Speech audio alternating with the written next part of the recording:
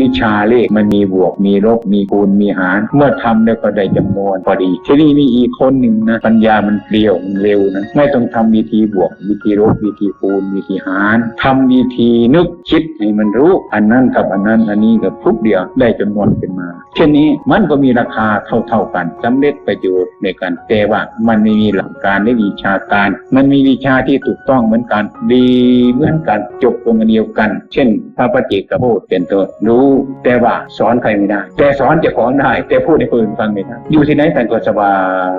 ยแจ่มใสแต่สอนคนอื่นไม่ได้ทำไมถึงเป็นงั้นนะมันเพิ่งคล้ายๆกับคนใบ้มันฝันไป